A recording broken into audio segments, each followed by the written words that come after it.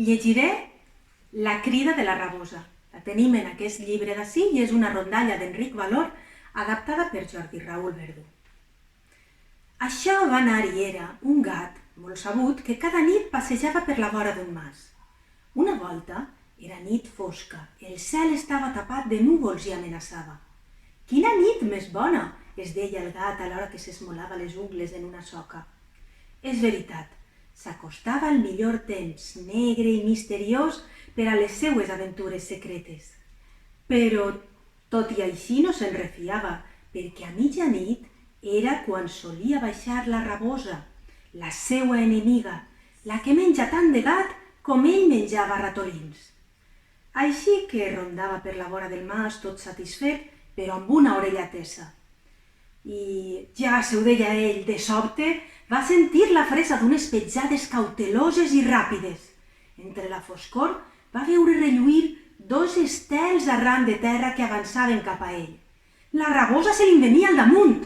Calia córrer per buscar la salvació, que sabia que podia trobar-la si arribava a un gran ametller que hi havia a la punta de l'era. Començà a fugir cap a l'arbre salvador, quan va sentir que el cridava massa a prop i tot la maleïda rabosa.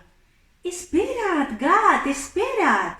Però el gat, corrent a esclatacor, encara va gosar exclamar: «Tinc pressa, rabosa!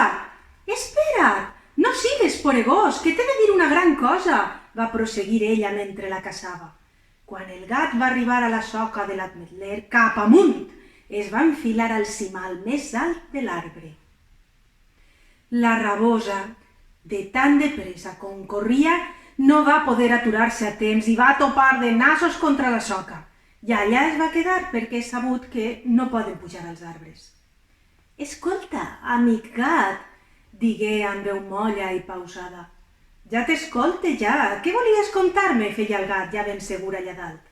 «Volia que saberes que no vinc a fer-te cap mal, sinó a contar-te una cosa molt important per a tots nosaltres, els animals del regne. Davalla i xerrarem». «No pense baixar. Anuncia el que hagis d'anunciar, que jo t'escolte, però des d'ací dalt». «Doncs veuràs», continuà pacientment l'astuta rabosa, aposentant-se en terra.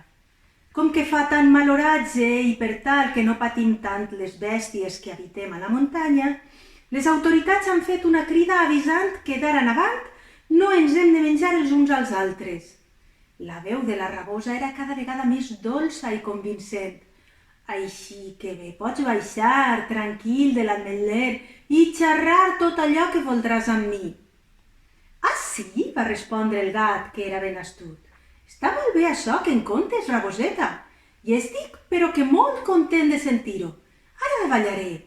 Quan vindrà el meu cosigós, que m'ha promès de fer-me aquesta nit una visita i contar-me coses de la seva joventut. No sé com no és ací ja». La rabosa va pegar un bot, com si hagués sentit una força cremallada. «Que ve el teu cosigós?», «Sí, ara mateix». «Doncs me'n vaig, i ja xerrarem una altra vegada. No siga que el teu cosí no haja sentit la crida». I conte contat ja s'ha acabat, per a que vegeu que allò de les notícies falses és molt més antic del que ens pensem. De quan els animals parlaven, abans de creure'ns el que ens diuen, hem de consultar i assegurar-nos.